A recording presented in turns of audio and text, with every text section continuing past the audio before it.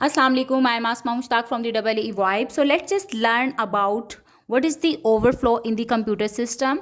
And for that, we need to understand it is an 8-bit system, a 16-bit system, or a 32-bit system, and so on. Okay. So assuming that we are going to deal with an 8-bit system, and in the 8 bits, if you are treating the numbers as unsigned numbers, then the range can be found from 0 to 2 raised to power 8 minus 1, which is equal to 0 to 255. Since 2 raised to power 8 is equal to 256, then 256 minus 1 results in 255. So this is the range of unsigned numbers. Okay, and whenever we are going to treat the numbers as the unsigned numbers, we can represent 0 to 255 as the decimal values. All right, but when we treat the numbers as the signed numbers, then the range can be determined from 2 raised to power 8 divided by 2, which is equal to 128. Fine. So we have actually split it, the range, into two halves, resulting in from 0 to 127, which is a positive number, and starting from minus 128. So for minus 1 from 128 to 127 is the range for the signed numbers for an 8-bit system. And every time we try to represent or store the signed numbers out of this range, this results in the overflow, because the available bits are not capable to represent that value. And for that, for understanding this concept, what we will do, let's say I want to add plus 93 into 65.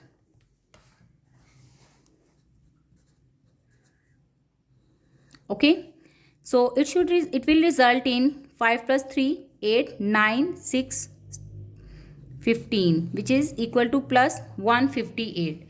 So plus 158 is a number that doesn't fit in the range of 8-bit numbers, which is equal to 127 in this case. Now how computer will represent this thing? Basically, first of all, you will find the binary equivalent of 93. So binary equivalent of 93 is equal to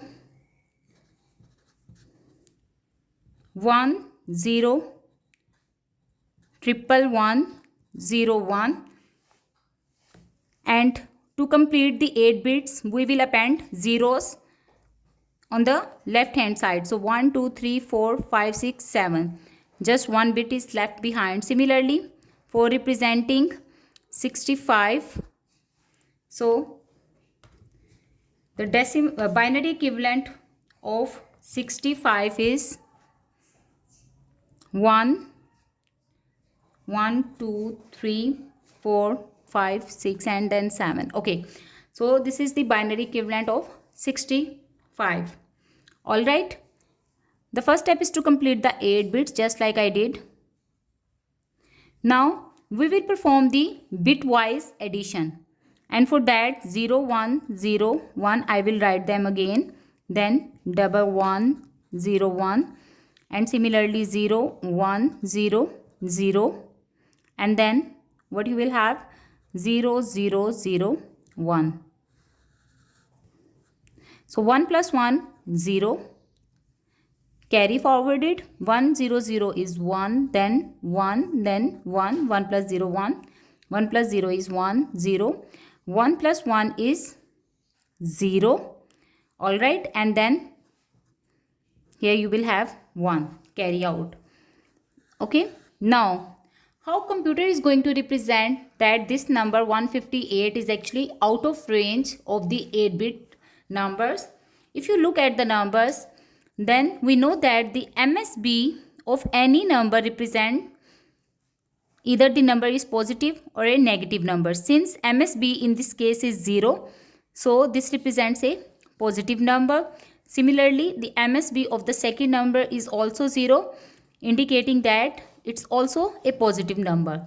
So you have added two positive numbers, and it is understandable that the resultant should also be a positive number. It's never ever possible that you have added two positive numbers and you get a negative number as a summation, just like it happened over here.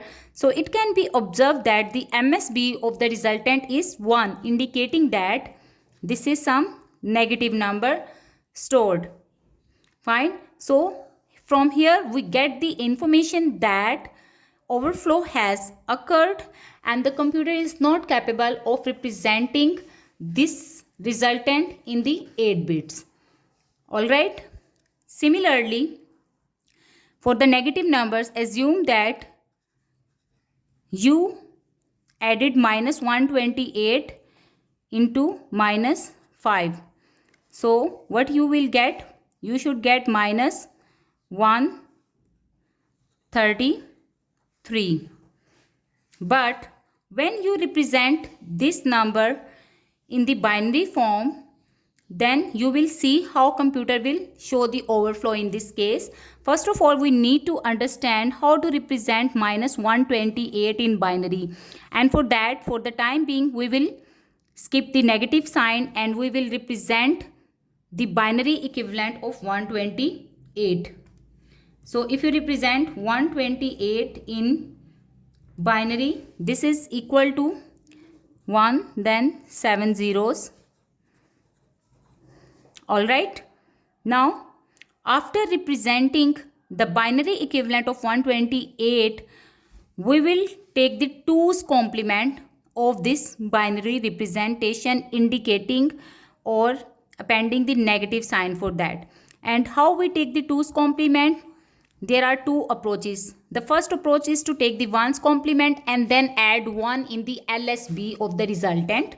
The second approach is to subtract the non-zero bit from the right hand side from 2, while rest of the bits will be subtracted from 1. So let's just find the 2's complement of this number. Since from the right hand side the MSB is the only bit that is non-zero, so I will subtract it from 2, while rest of the bits comes as it is. So you will have this bit combination, and this indicates that the number is negative and its value is minus 128. Similarly, let's just find the binary equivalent of minus 5. So first of all, again we will discard the negative sign and we will represent 5 in binary and in 8 bits.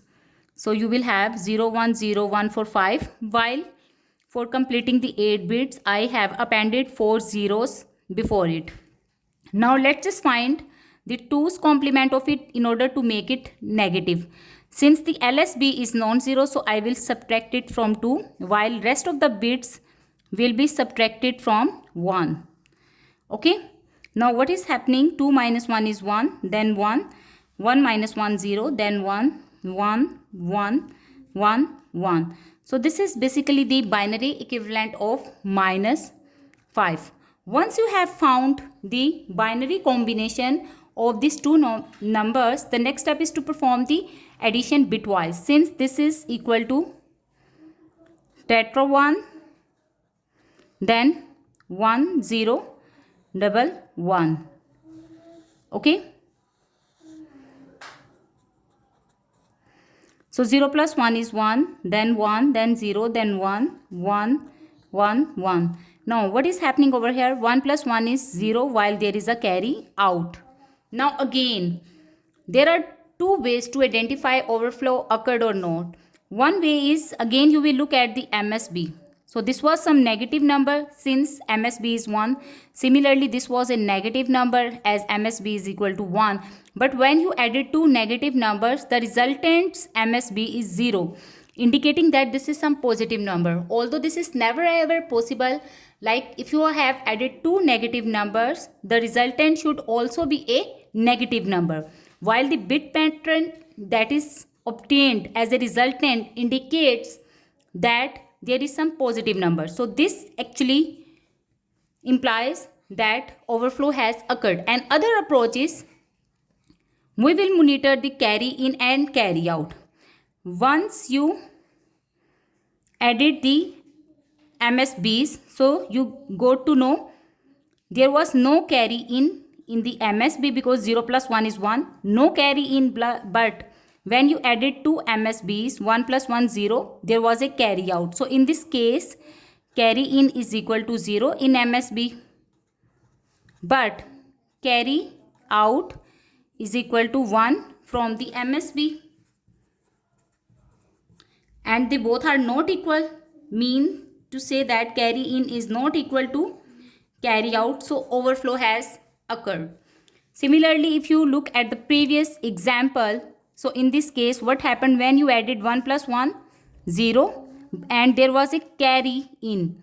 So in this case carry in was equal to 1 but carry out was equal to 0. Again carry in is not equal to carry out, so that's why overflow occurred. So the simple way is to identify is if there is a carry in and a carry out in the addition, then there is no overflow. But if the carry in and carry out are not equal, or if you have added two numbers whose MSBs were 0 but the resultant is of opposite sign, then this also indicates the overflow. Thank you for watching.